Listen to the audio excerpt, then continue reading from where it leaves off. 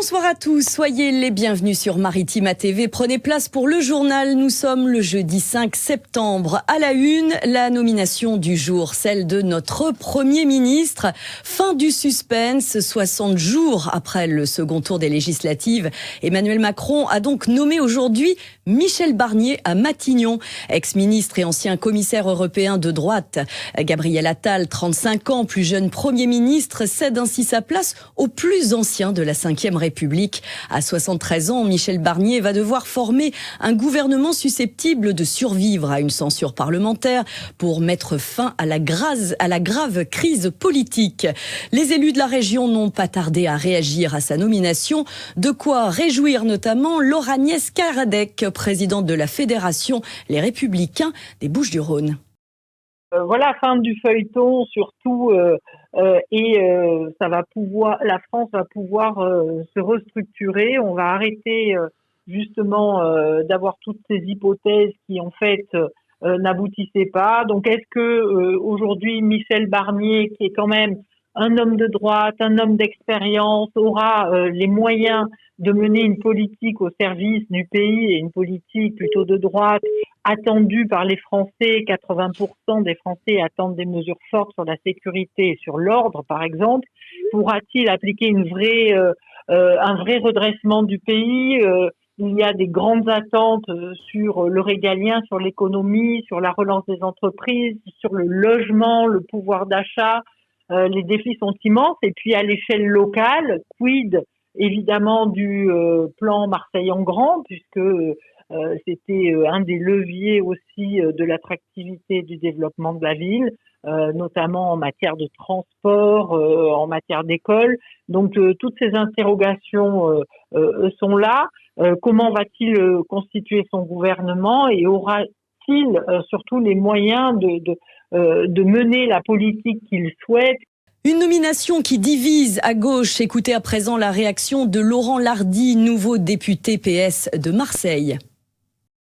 Moi, je trouve que cette nomination, elle est lunaire si on regarde le rapport de force politique, le message des Français au moment des élections, qui, même si nous n'avons pas gagné, donne la certitude, en tout cas, que toute la droite a perdu. On est quand même la force politique qui est arrivée en tête de ces élections. Et Michel Barnier, en plus, c'est une hypothèse qui fait craindre la recherche par le président de la République d'un consensus avec le Rassemblement national pour lequel ce candidat pourrait être un peu moins difficile à ne pas censurer qu'un autre à droite, quoi. Vous avez peur du compromis éventuellement ? Mais oui, du compromis, tout à fait, absolument. Enfin, en tout cas, ça c'est la compromission carrément, hein, donc. En tout cas, de s'engager sur un programme politique qui soit complètement l'inverse du message qui a été délivré par les Français au moment des élections législatives. C'est-à-dire, je rappelle les fondamentaux, une progression du pouvoir d'achat, une suspension, une abrogation de la réforme des retraites, un certain nombre de points sur lesquels Barnier de venir faire de lance de ce projet-là. Des propos recueillis par Didier Gesualdi. D'autres réactions sont à retrouver sur notre site maritima.fr. Alors sachez qu'il y a un lien entre Michel Barnier et notre région. Et oui, il a été le Premier ministre de l'Environnement à œuvrer pour que l'étang de Berre redevienne un étang marin. Il annonçait d'ailleurs un plan de réhabilitation avec un suivi scientifique en 1993. Et puis 2 ans plus tard, le plan Barnier imposait à EDF de réduire ses rejets à 200 000 tonnes de limon par an, 100 000 tonnes 4 ans plus tard, et de diminuer de 35% les quantités d'eau douce déversées dans l'étang. On poursuit ce journal avec un point d'étape du plan de rénovation des écoles dans le cadre du plan Marseille en grand, évoqué il y a quelques instants. En politique, le préfet de région Christophe Mirmand et le maire de Marseille Benoît Payan ont présenté hier à ce titre 3 écoles fraîchement rénovées et livrées cette année dans le 1er, le 13e arrondissement ainsi que dans le 3e à Marseille. Je vous propose d'écouter le préfet de région Christophe Mirmand au micro de Bérénice Vazac. D'abord, la satisfaction d'être ici aujourd'hui, 3 années presque jour pour jour après le discours fondateur du Palais du Pharaon, au cours duquel le président de la République avait annoncé le plan Marseille en grand, aux côtés de monsieur le maire, pour en voir quelques-unes des réalisations tangibles. Je crois qu'il était important que nous puissions vous montrer les écoles qui vont être ouvertes ou qui ont été ouvertes, et monsieur le maire indiquait tout à l'heure que 17 le seront au titre de l'année, pour pouvoir montrer que Marseille en grand, le plan voulu par le président de la République, ce partenariat exceptionnel de l'État et d'une des plus grandes, bien évidemment, communes, la 2e ville de France, puisse être traduit par des réalisations tangibles.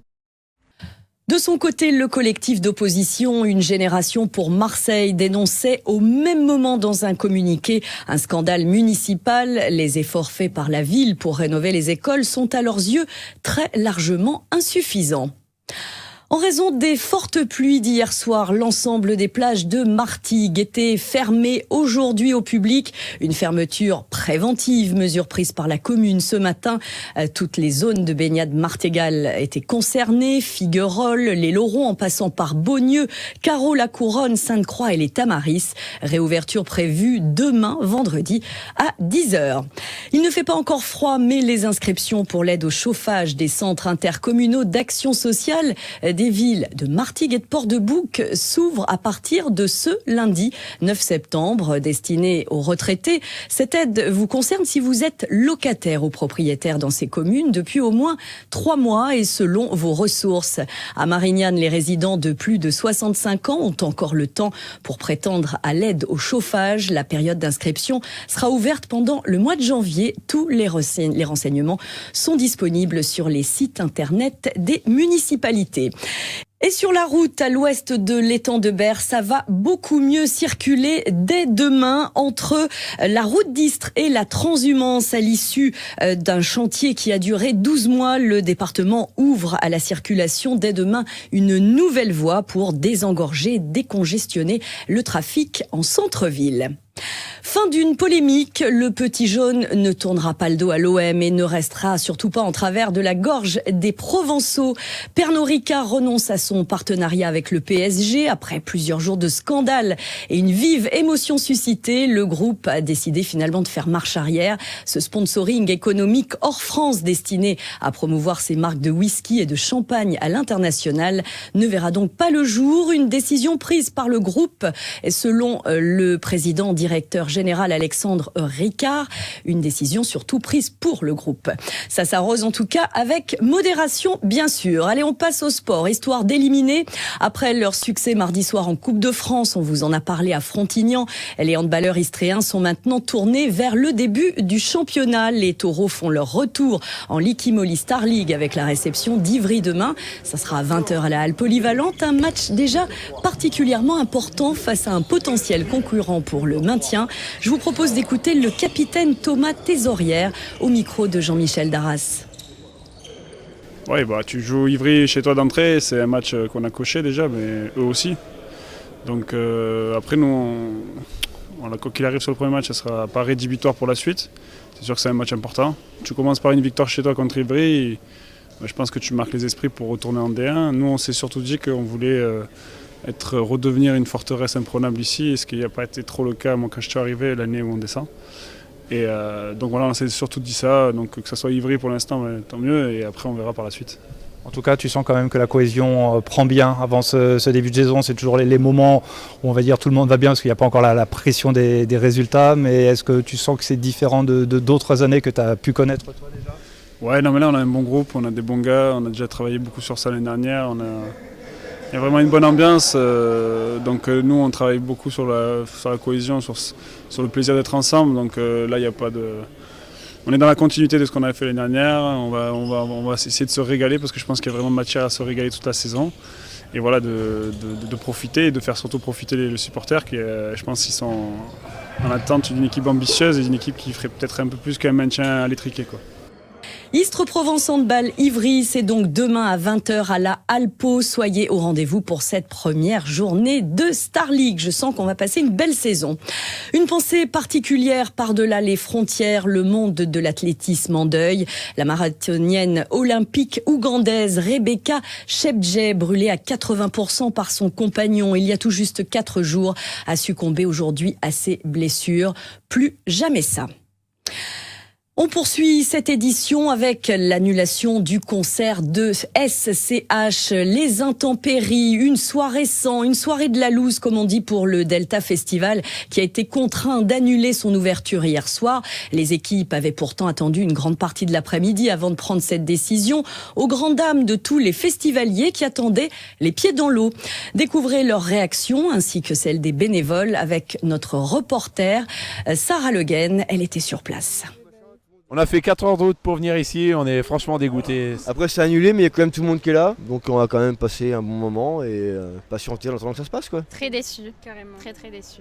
Surtout qu'il n'y avait pas SCH en plus, c'est vraiment... Ça fait 2 mauvaises nouvelles à la fois. Nous de base on voulait venir aujourd'hui juste pour SCH. Ouais. Et là on voit qu'il n'est pas là, bon, on se dit on vient quand même et au final tout annulé. Ouais, surtout qu'on n'est pas d'ici. Ouais. On est très déçus et surtout les personnes qu'on accompagnait sont vraiment déçues. Elles auraient aimé pouvoir sensibiliser les personnes à la lésion cérébrale et profiter de la musique. Et du coup c'est pas possible. On est bénévoles pour les 5 jours. Là on s'est occupé de tous les exposants qui ont dû tout remballer le stock. Donc voilà, c'était assez sportif. Ouais. On est un peu inquiets pour les jours qui arrivent quoi, mais... Il n'y avait pas trop le choix quoi. Il n'y avait pas SCH en plus qui était prévu ce soir. Ça faisait déjà mal mais là toute l'annulation c'est compliqué quoi. Une double déception quoi. C'est la vie hein. Demain ça peut le faire, il fait beau, peut-être que ça va sécher. Que le soleil revienne. S'il y a le soleil tout ira bien mais là... J'ai manifesté sur mon bracelet, j'ai écrit soleil. Alors j'étais pas venu pour SCH, ce qui est rare, j'étais venu principalement pour Justice et Caravan Palace. Mais ça dégoûte un peu parce qu'on vient de Montpellier, on vient de se taper 2h30, sûrement le retour aussi. Donc assez déçu. C'était que ce soir, demain on a la rentrée donc ça fait un peu chier d'être venu que pour ça, mais en soi c'est cool. Peut-être. Il y a l'air d'avoir moyen de se faire ou rembourser ou décaler, peut-être vendredi il fait beau. Je pense qu'on va rentrer ou peut-être sur Marseille, on va essayer de trouver une soirée. Selon les organisateurs du Delta Festival, remboursement possible. Météo a mis en tout cas aujourd'hui ouverture des portes du festival ce soir avec notamment PLK ou encore Martin Solveig et puis encore de nombreux artistes sur scène sur les plages du Prado. De quoi redonner le sourire aux festivaliers. Un autre festival qui va investir Martigues dès demain, c'est Terre de Résistance. Le festival des luttes par excellence prendra place pour une nouvelle édition au jardin du Prieuré à Ferrières, un festival engagé pour échanger, refaire le monde et puis festoyer et se changer les idées. En cette rentrée, c'est vrai qu'entre inflation et remous politique, il y en a grand besoin. C'est ce que nous explique Christian Sconimilio, président des Amis de la Fête. Une mauvaise période pour tout le monde, donc on se permet encore de faire un festival de Terre de Résistance avec des concerts, des spectacles, des animations pour les enfants, gratuits pour tout le monde. 3 jours de fête, 4 jours de fête, puisqu'on commence ce soir avec le cinéma. Et qu'est-ce qu'on voit au cinéma ? Ce soir, c'est Tuita Bamako de Guédigan. On reçoit samedi le village des jeunes bénévoles du Secours Populaire. Donc ils auront des animations où tous les enfants pourront participer. Grand jeu de loi, jeu d'échecs, voilà, il y aura plein de choses. On a nos structures gonflables, comme tous les ans. Voilà, donc il y a des animations pour les parents et pour les enfants surtout. Samedi matin, on a un marché paysan, donc voilà, vous pouvez faire vos achats, fruits et légumes à moindre prix. Et vide-grenier. Et le vide-grenier est dimanche. La météo ne nous aide pas trop cette année, mais bon, je pense qu'on va passer à côté et qu'on aura un grand vide-grenier. Croisé sur place au jardin du Prieuré, Axel Samuel, secrétaire de la section Martégal du Parti communiste français, qui n'a pas manqué de rebondir sur l'actualité du jour. Regardez. Effectivement, on est en plein dedans. En plus, là, c'est Michel Barnier qui a été désigné à l'instant Premier ministre. Alors, c'est un affront total vis-à-vis des votes des Français et des Françaises aux législatives, ainsi qu'aux européennes. Et donc, du coup, le Festival Terre de Résistance, nous, on est fiers de soutenir ce festival, parce que c'est le festival des luttes et le festival de la rentrée sociale. Et d'ailleurs, dès samedi 7, effectivement, le parti l'appelle à manifester partout. Et on proposera certainement un covoiturage, du coup, à partir du festival, pour ceux qui souhaitent et ceux qui ne peuvent pas forcément le rejoindre. Alors il y a ceux qui resteront sur la fête parce que samedi, on a la chance d'accueillir le Secours populaire français qui vient avec le village de la jeunesse, avec plus de 70 jeunes qui viennent du département pour faire des Jeux olympiques, travailler sur des tables rondes, sur des débats concernant l'engagement de la jeunesse. Et puis c'est super d'actualité parce que du coup, dès l'après-midi, il y a une grande manifestation à Marseille à 14h. Donc bien sûr qu'on soutient, nous, ces manifestations de la jeunesse sur Marseille et ailleurs en France pour demander à ce que le progrès social, il arrive réellement au gouvernement. C'est bon, ça marche. Des propos recueillis par Michel Montagne. Rendez-vous donc au jardin du Prieuré jusqu'à dimanche, dès demain soir. C'est festif, c'est constructif et c'est gratuit. Et en préambule de cette édition 2024 de Terre de Résistance, n'oubliez pas un été au ciné, c'est la DER, des projections en plein air ce soir avec Twist à Bamako, signé Robert Guédiguian, réalisateur de notre région engagé. C'est sur le Cours à la tombée de la nuit aux alentours des 21h30. Et puis, à ne pas manquer la première soirée de la nouvelle saison du Méliès à Port-de-Bouc demain, avant-première du film Ma vie, ma gueule avec Agnès Jaoui, Philippe Catherine. Ça promet un sublime portrait de femme, une œuvre mélancolique profondément touchante sur le temps qui passe. Un film qui a fait d'ailleurs l'ouverture de la 56e quinzaine des cinéastes à Cannes. Soirée buffet, échange en présence des enfants de la réalisatrice Sophie Filière. Rendez-vous pris demain dès 19h30 au Méliès à Port-de-Bouc. Et puis retour à Martigues. On y revient, on ne s'en lasse pas, pour une autre soirée pour découvrir les chauves-souris. Dans le cadre du projet de l'Atlas populaire de la biodiversité communale, et puis c'est surtout à l'occasion de la 28e nuit internationale de la chauve-souris, le groupe Chiroptère de Provence vous emmènera à leur découverte demain à partir de 18h à la base nautique de Tholon. Toutes les infos sur martiguebouge.fr. Et puis n'hésitez pas, régalez-vous, faites le plein de bonnes choses, de bons produits, de belles saveurs aux Italiennes, au jardin de Ferrières à Martigues. C'est jusqu'à dimanche avec évidemment les flâneries au miroir qui prendront le relais. Mais ça, on s'en garde pour demain. C'est la fin de cette édition. Merci infiniment de l'avoir suivi. Tout de suite, la météo qui s'arrange nettement. On se dit à demain, même heure, même endroit.